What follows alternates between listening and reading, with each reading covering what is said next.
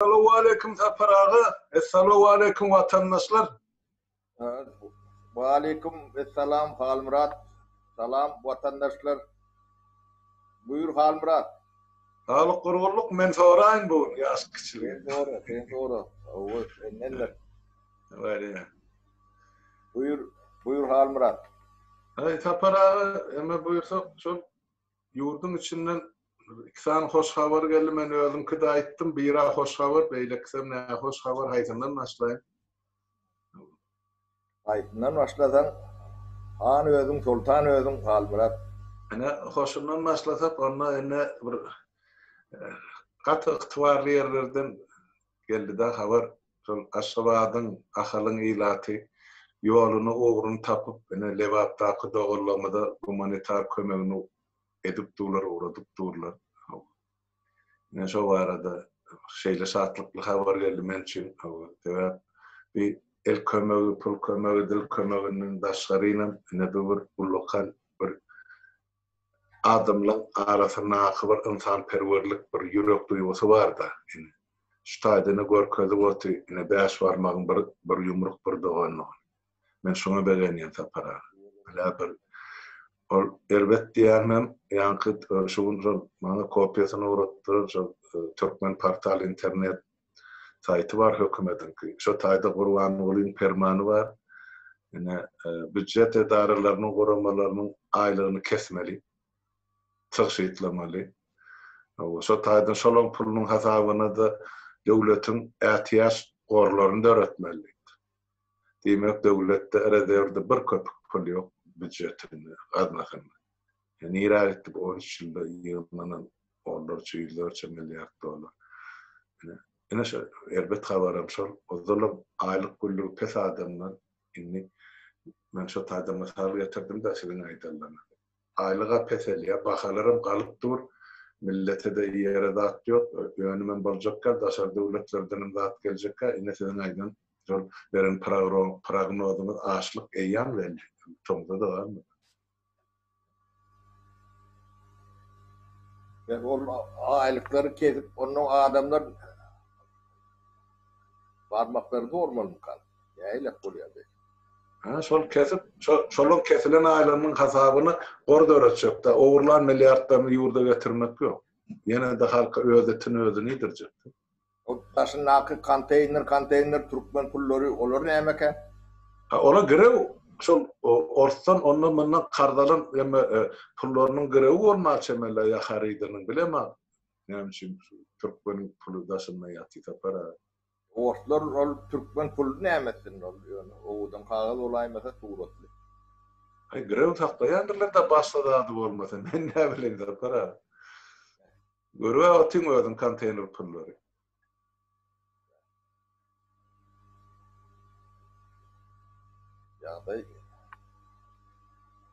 Yağda yakatı gen.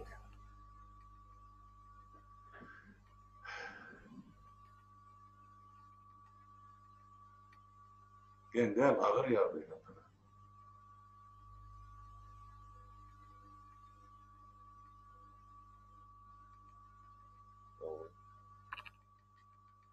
Ben şu yaşları demedim geliyor tavırdan aytmak demedini borcumuz o yaşlar kıyılar gelinler o yiğitler o kapuli işe diye Halmurat şular yankı 140 yıldan son gökte kurşundan son o eyleki Oktyabr revolüsyasından son basmaçılar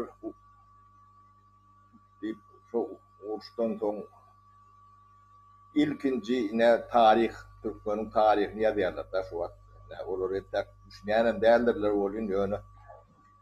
Şu an bolyan protest şol ne bir adatlığa gelirler televizyon metbuat o adat bor ne şu işlere değer başlanını televizyonu açıp adamlara gururun verirler neme derler tarihi da şu an bolup geçenler şeyle düşünen beni Alfred ne yaşlan şu boşandı şu ne başlananlar ne onun bireklerle ne tanışanlarını, kulak yüzlerini görmeyen tanışyalar, emedip o birek kömök veriyorlar. Adamlar ne aylak cevizleşiyor. Onun dostluk çıkıyor orta, ona düşme, onun hormat, tüyü, şolları alakladın bir dönümünün başlangıcında da yaşlar Fuat. Ödüm tuğulunu yerli yerden oynuyorlar. Dönüp yani halkı 25 yılla rolü degradir edip geçip bildiler de. 80-90%'ni. Rolü degradatsı da. Ne şu ikisinin bu lokal yeri var. Yeka bu ikisi değil. O çağalarının elinden tutup geçmişe alıp giden adamlar kendine. Çağaları bilen demedi. Şu netinin önüne şoları ulu cenayet. O cenayetlerine de düşünen o. Netem demende gördüm. Türkistan'a neme yani tentek Moğollu kumok. Ya şu liyalar oldu bizim yaşımızdan avul lokan nel olun hiçbirine molun. Beyinleri düyecen ki alak o lakulukka diyorlar emedim oğlu. Net oldu. Çağalarının bunaki yetişen neslin batını arabileyenler nemeleri haberleri yok da. Yine şu derece nadan bir katlak var. Onun yine 25 yılla yetiştirilen nemede. Cemiyet, devlet strukturası. Dur şuna degradir dedenle. Yani şu kontaktlardan görüyorsa. Şu derece yetenli. Onu korku sindirilip bunu daşından gelen düşmanım edip bilecek deme iş derler bu iş. Ne içinden dönüklük değilen adın nemeti şeylere koyuyorlarken. Olur yani bir yallakçı bir katlak var. Onun kul katlak var da ne iki tane katlak. Etati ağır katlak çok halkın içinde. Yani şu daşına çıkanın yuvaşlık bilen gödüğü açıp o ağını yütkap eredip görüp yani şolar şu devleti Moğol'un aşağıda da küllün bir etmeli. Yani cemiyetin degradasyası şeyle oluyor da. Bunu düzeltme de bunlar 25 yılda şeyden oradalar 50 yılda bir kinnetiyle gidiyor da bu nemeti. Ağaçı, ağusu. Yani bolup geçen de atla şeyler. Onun sonuçun yaşlara vakti bu lokan Tanrı halkasına diyen o etiyen işlerini düşünüyorlar. Düşünüyenler de umut ediyen. Yani şu yemeğin içinde de yani siyaset yapacak olan adamlar var da. O düşünüyor diyelim, düşünmeyen diyelim mi? Burada adın behvi düşünüyor diyelim mi? Ya başka da düşünüyor diyelim mi? O da atları beni gıdıklanır nokta. Yani diyenleri doğru. Bulurum. Birinciden bu siyasetin üstüne yakı da hatta. Yani devlet meselesi olan o siyaset bu siyasetin has üstünde de kulak devlet olmalı siyaset demetmek için. Yapmak için şeyler. Devletin yok, nemen yok, halkın degradir onu. Aile siyaseti olur. Mesela şu taydı da. O şunu yapacak olup sonunun o arkalanacak olup ya yine bir daha edecek olup demediyen nemelerim şu haravalın aşağına diyorlar da. Kalırım, kalmalım.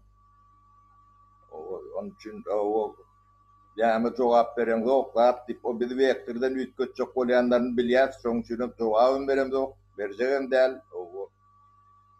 Yerlerinden elde asman çektinler. Yani şu tarihin nimetinin aşağına, haravalının aşağına gömüp diyorlar da olur. Yani şuna akıllı yetmeyen oradalar. Yepetli yaşap. Ben jurnalist diye, yine bilmem. O diye, bu diye tafavut yok. Bunun hem bir pok diyorlar da Türkmenler. Türkler şu tarihin harabarının aşağına kalıyorlar da. Kalacağım bir kursu. Bir de tehir edecekler yok da. Bir de o tayip olur. Ne bir mündüm vaatım ayıracak gel. Vaatlarından tutacak gel. Yani şeylere ona da cevap vereli. Bir de bir cevap verin diyenleri var da arasında. Neticede cevap çok. Yollaş jurnalistler, ya jurnalistler, jurnalistler, tapav yok, apadistanerler, kahramanlar, ya kahraman olacak bolyanlar. Mene şu meselede şuları yalak düşünce bağlamıra. Doğru. Tapara varyan şu olun ki sizin birlikte temamında sizin çıkışınızı adamlar yaşattırın şu yakınenen şu ahırlı meseleler olan gelecek var yani. Şu gururun şeyde bedeni oturun.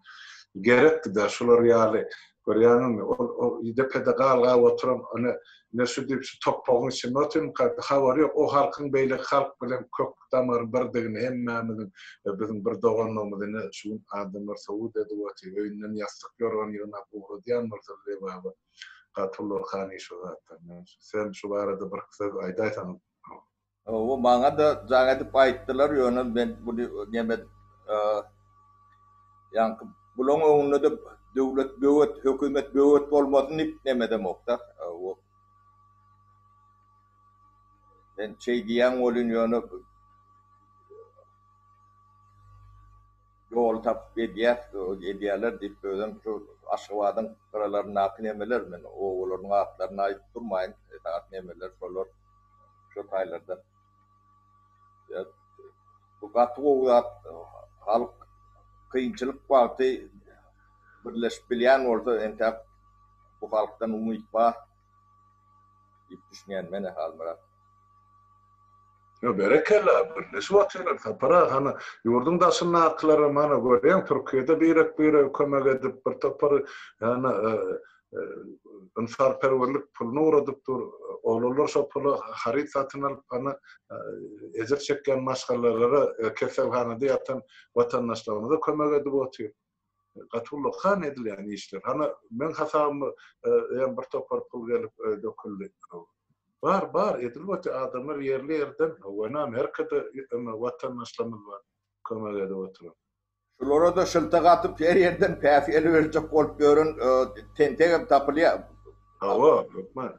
Oğlanlar o da atları üns vermeyen dine öğünü başka nemesi yok. Bu demen bu korku siyasetinin mevlütü bitti. Bunları yetip olsa bir kıraatı yüşürler, gidecek yerler yok. Bunlar demesini doldurdu, mevlütünü doldurdu bunlar. O sonundan korkmayan adamlar halk öz eli bile eder. El bile eder de kovsun eder, öz eder. Bunu akılım tapılar, tecrübede tapılar, bunu edecek adamlarım tapılar, atların nemelerini nemet görmeli, bağır işleşip bölür, koşuşup bölür. Bu atlar kıyındır, yenil at yoktur. Böyle uğru yolu belli olan son bu atların çözümü vardır. Her bir kıyınçılık bir yol açıyandır. Üstünde her zat çözülür. Türkmenistan bir ulur demedat değil. Ben yine dağlayan yani İstanbul'un bir semti ala. Üsküdar deydi, Kadıköy deydi. Sondan ulu derler her bir. O da atlar düdülüyendir yönü ne sizin içki ruhu dünyanız vardır. Yankı telpeni birlerde oturan yaşlılar vardır. Sizin in belanız, yükünüz sizin önünüzde yankı büyüt bolacak, ayağınıza düşok bolacak. O şol sizin karı eneleriniz, atalarınız, babalarınızdır. Kovusuz. Onun içinde düşünen kendir. Onun yönü düşünmeyen şeydi halkın içinde tiyaret görünürüm kendi. O niyden imam olayan, molla olayan, dinin iyisini bilen, noktasını bilmeyen adamlar, o insanlığı bilmeyen adamlar, ne ile din yemesini, tiyaretini yapıyorlar. Bu da Olur sapana oğlum ki başta. Şu oğlum ki kimiz gördün edemedi ol. Yani sırtı pampersli aksakallar näme dip eden görünmezden soň hökümet inne şu ksany emet hakkallygy bilen 3-nji ýol ýaşygdy. Biziň arşymyza goýup men arşymy görüledeniň sebebi şol üçüsem lewatdan. Biz lewaba kömek gerek dip meýgyr oturtdy. Şol bizde hemme zat bar, toğumuzam bar, suwumuzam bar dip şola görülýär çyksyn görkün şu geçdinmi şol şu köçelerden ilatyň ezer çeken köçelerini garasyn görkezme düşnüp kıldatda ýöne şu zatlary alyp edebilişim şu dip yamanlyk edip görkezýär. yok, diýme Halmurat näme halk näme öýleri ýalak tampyp durýar diýen. Şo da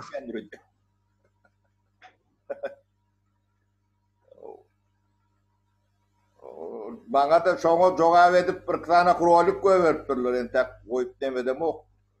Näten onu goýar nemeden soň. şol görýärmi? Halka teklip edere zat bolmasa. Döwletiň baş tutany 5 aýlap şu kyn döwürde 5 ay halkyň başynda kynçylyk başlandy täze. Ýeke gedek çykyp öl halky bilen görüşmedik ýol başydan prezident bolan.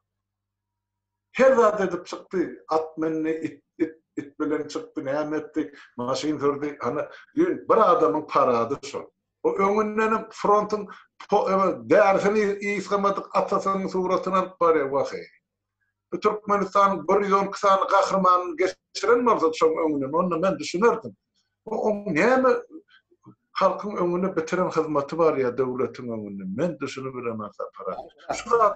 Şu takyrda pul tapylýardy, bir lewat bilen maryň halkyna pul tapylan.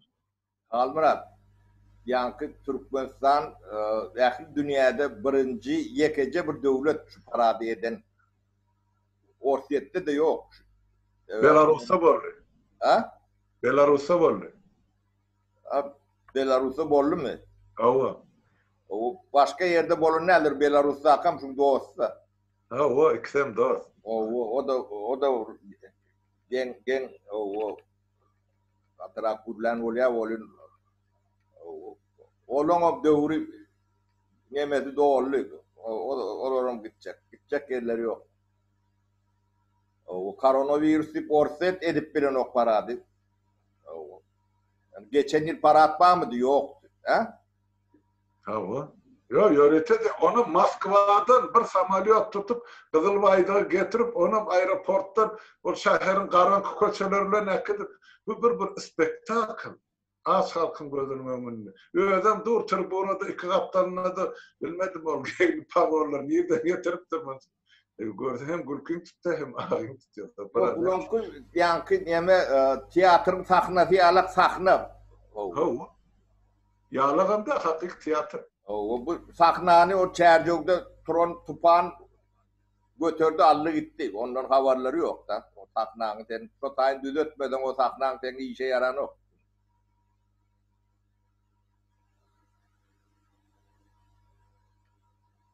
Ay bulun nemedi. Katı gen Halmurat. Ben kän kızıklarına okudum. Şu 3-4 aydan beri men şulun içine doktum Halmurat. Başladım onu. Gittikçe de içine gir yani. Çok çıkarmağın dert olmadım Halmurat ben. Başlangıçda interview'dan başladık. Hep de bir edek makadıydık böyle ne görýärmi durmuşum wakalary ne günne bir edek görürsem ilat üçin az bolup durdy. Ýeke ýanky bular gorkudýan neme däl o ýanky şuň edipden öň ýanynda öň şu reformada işleşen bir topar nemelimiz bar da alymlarymyz o şolar bilen ýanky nemede Skype'da gurlaşdykda. Onuň ekrany çyňa elim diýsen ay ýok diýdi. doğun varnışlarımız var, atalarımızın mazarları var. Deyip ondan hayiş ettiler, bizi demetmedik. Yani boğu deydim, boğu şeylere. Onun bolmasa köpsü Türkmenim dev olun onunla da. Yani Türkmenistan'da Aşvat'ta yaşayan nemelere katı küyüyen eken Kalmurat. Bir Aşvat. Tabii elbette. Ya atliyat. Yani o adına klasnikte başladık dedim bölüm var. Adına klasnikte bir topar şol Türkmenistan'dan bağlanışıklı gruplarda var da şu tayda adamdan yazıyan sözlerini okuyor.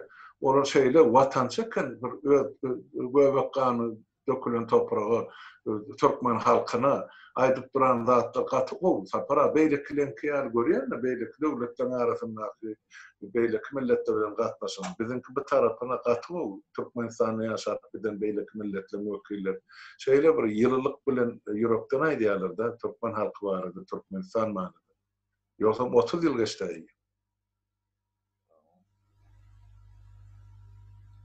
Şeylere Kalmurat. Bu atlarım geçer yupulca geçer oynuyor geçer geçmeli halk böyle devletini yurdunu o öd eli bilen olmalı. o tadeden olmalı. O şu yaş netil ne şoları ulu mitle düşüyor da şu nemelerine. Yani tüveleme içinde akıllı oğlanlar var, gayitler var, gelinler var. O yani dünkü bir rolükten sonra hatam meterine şondan son demetecek, son devam edecek, şu eğerlerden sonra devam edecek ne şu yiğitler aralığında bir ullokan daha çıkmadı bir 3-4 tane yazdı şahir o parmak bataryalar tanaryalar bir ullokan deme yok. Şondan başka bir kahramanlık korku her yiğidin eden işini kamil eden bolmadı da tarihi tarihini yazmalılar. Şu yiğitler, şu yaşlar. Yazara maşallah. Ne için yok? Gözlerine not çıkıp dur. Edermen oğlunla kıyıtlı var. Sapar abi. Sen ya kanıt beklettiğinde men uçağa yatım var ya şu da atlar. Gör ya yaz ya can ve şiyala var. Olu benden göğüllük soruyor. Men olordan kanatlanıp tuğun ay diyen zatlarını. Yo devletin gelecek olan eline bir şuşulara vuruşur hükümeti alıp ellerini kovuşurup verse gidecek anırsı çığırlen. Türkmenistan parlamentin den yarı şuune yandırıldı diye hatavede. Şeyle ağırlı olurlar. Gider. Niye etsin? Türkmen dolu. Doğru, Kalmurat.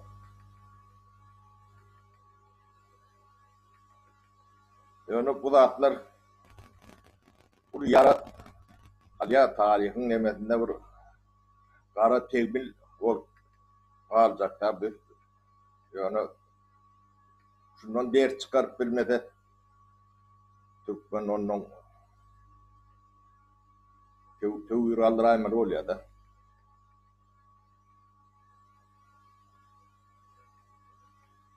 Yani kul ruhlu patlak ağır eken, bağır eken, ödüm katı kalın eken, yani meyletin kul olacak deyip şuna dılap yatan demeli var da patlak.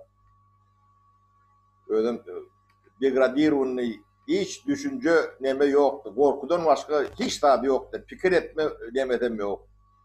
Ödüm katı kalın atla eken şu atla. Yani şoları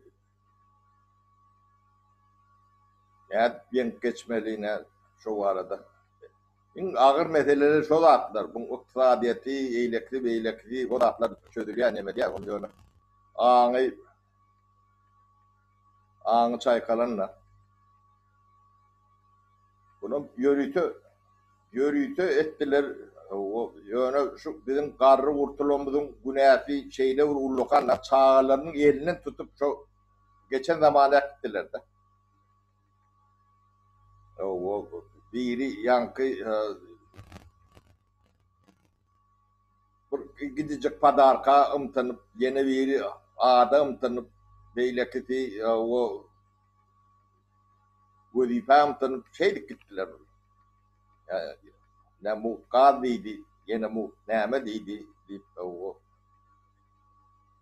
100 yıl ağrık belki 100 dönem kendir. Sebebi dövürülen demeden de bu dövür diyalak verir. Kilen üçülen eğen büyük köşk atlara demediler ya da kadam matılya da. Ben şu dövürün 5 yılı geçen dövürün 100 yılından kendi nemede, informasyon nemede. Onun ustayda vaat getirilen nemeni, ondan iyisinden kovulat getirecek nemeti. Katı çırşırmırlar. Biz genel oraya emaylat bilen o şunu üretmeli, o yani kunokkan vatları şunu üretmeli, o vatların dünyanın kalan böyle onu 5 yaşlı, 6 yaşlı çağalar nemette oluyor. Şolar sonra mani diye edip bilen nemet. Ondan korku, her zattan korkmalı. O bire ulanın net piyasak bol yazdı. O demette net piyasak bol kaldı. Adam yala kurlaşım olu nokta. O şunun arkasına diyen yemeler var da, katlaklar var da. Sondan çörü yiyemişsin. Ne 5 gün o.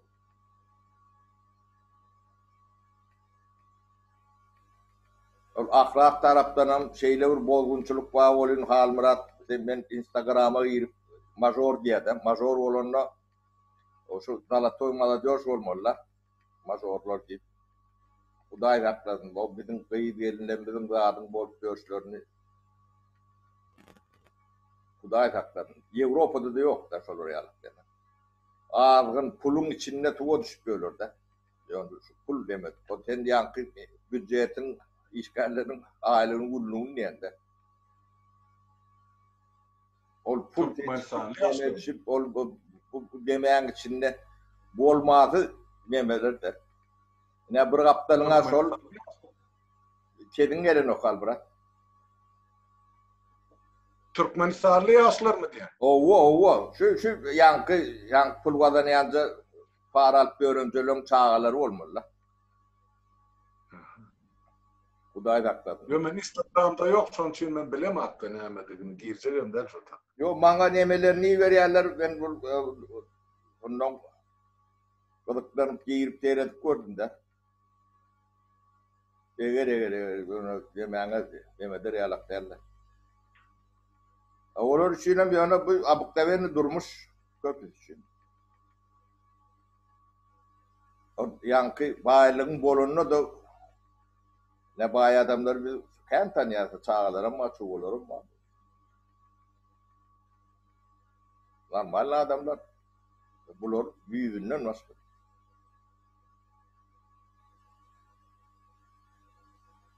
Oluyor yeme bu gayet karak ne bedel bırıncun ağrın neydi?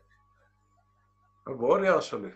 Böyle borun sağıtır sapara sağlıklı. Oluyor adamlar sağ olun innikli duş o çelin. Böyle sağlıklı sapara.